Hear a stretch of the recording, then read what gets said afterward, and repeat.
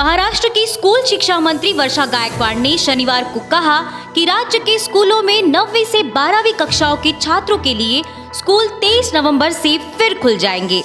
गायकवाड़ ने मुख्यमंत्री उद्धव ठाकरे द्वारा आयोजित एक वीडियो कॉन्फ्रेंस में यह घोषणा की। ठाकरे ने कहा कि 9वीं से 12वीं की कक्षाएं कोविड-19 संबंधी दिशा निर्देशों के साथ दीपावली के बाद फिर से खुलनी चाहिए। मुख्यमंत्री ने आगाह किया कि दुनिया में अन्य जगह की स्थिति को देखते हुए कोरोना वायरस महामारी की दूसरी लहर की आशंका बनी हुई है, इसलिए प्रशासन को सतर्क रहना चाहिए। संतरा नगरी में नवरात्र व करवा चौथ खत्म के बाद अब लोग दिवाली की खरीदारी के लिए बाजार में उमड़ रहे हैं। हालांकि लोग कोरोना महामारी के बीच न तो खुद का ख्याल रख रहे हैं और न ही दूसरों का। रविवार को भी लोगों ने नागपुर शहर सीताबर्डी में कोरोना संक्रमण से बचाव के लिए बनाए गए शारीरिक दूरी के नियम का पालन नहीं किया। इस दौरान दुकानों में काफी भीड़ देखी गई। हालांकि दुकानदारों ने मास्क के साथ सैनिटाइजर की व्यवस्था कर रखी है, लेकिन कई लोग शारीरिक दूरी के नियम भूल रहे हैं। इस दौरान पुलिस कर्मियों को शारीरिक दूरी के नियम का पालन करवाने के लिए काफी मशक्कत करनी पड़ी। जिला प्रशासन ने शहर में शारीरिक दूरी का पालन करवाने के लिए बड़ी संख्या में पुलिस को तैनात किया है। महाराजबाग में वन्य जीवों को ठंड से बचाने की कवायद भी शुरू हो गई है। बाघ, तेंदुए व अन्य पक्षियों के लिए हीटर लगाए गए। पूरी चिड़ियाघर में कुल 8 हीटर पिंजरी में लगाए गए। महाराजबाग में वर्तमान में एक बाघिन, एक बाघ, 6 तेंदुए, एक भालू, 35 हिरण, 2 मगरमच्छ, 10 से ज्यादा सांभर, 13 नीलगाय, एक लोमड़ी व पक्षियों में तोते, लव बर्ड्स आदि है।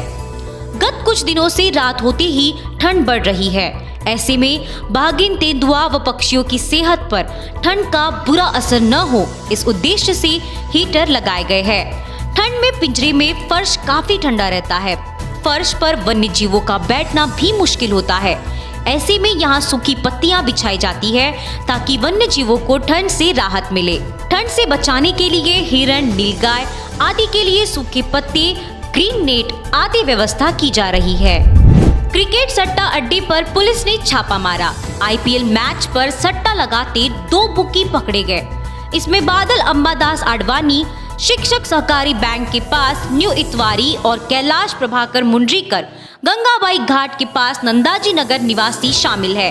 तहसील थाने में प्रकरण दर्ज कर बुकियों के कब्जे से 5 mobile, TV, set top box, सट्टे के आंकड़े लिखे कागजात और 2 पहिया वाहन कुल 1,05,210 रुपए का माल जब्त किया गया है।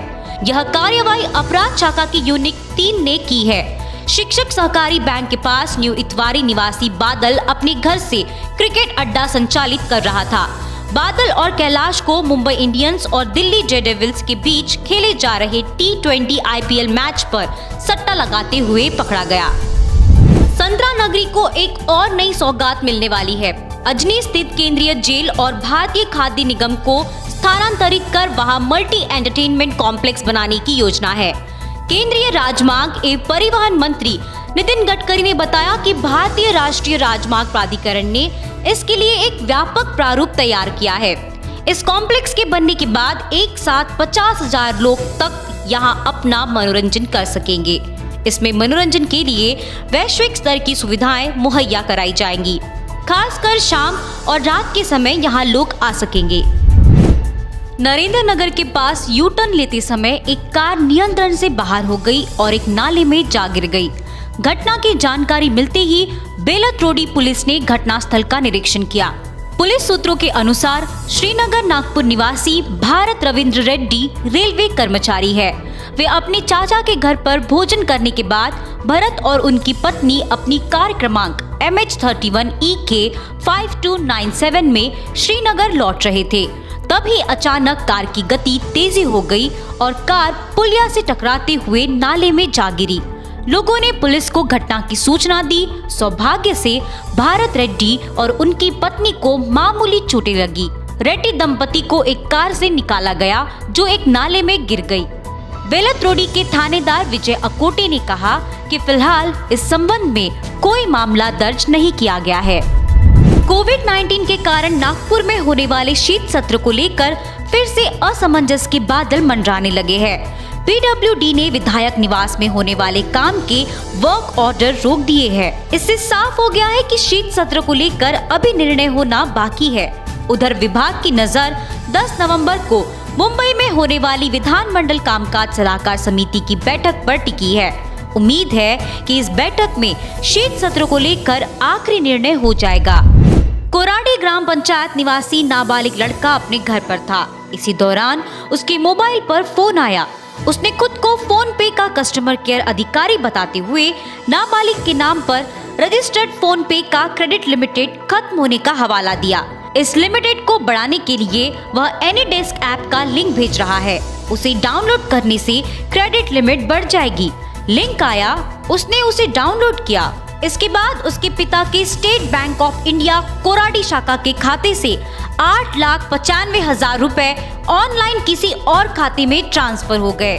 नाबालिग के पिता को पैसे कटने की जानकारी हुई तो कोराडी थाने अपने बेटे को लेकर पहुंचे और पूरा मामला पुलिस को बताया। कोराडी थाने के सहायक पुलिस उप निरीक्षक रत्नाकर ने मामला दर्ज किया है। राष्ट्रीय किसानों को न्याय दिलाने के लिए राष्ट्रीय ओबीसी मोर्चा के जिला अध्यक्ष तुषार पेंढारकर के नेतृत्व में राष्ट्रीय ओबीसी मुक्ति मोर्चा द्वारा देवली तहसील के पास धरना आंदोलन का आयोजन किया गया। आंदोलन को ध्यान में रखते हुए तहसीलदार सरोदे साहब को किसानों की ओर से बोंड इल्ली भेंट में दी गई और एक निवेदन भी सौंपा गया है। इस अवसर पर नाचनगांव, पुलगांव, गुंजखेड़ा, अग्रगांव, बोपापुर और अन्य ठिकान से भारी मात्रा में किसान मौजूद थे।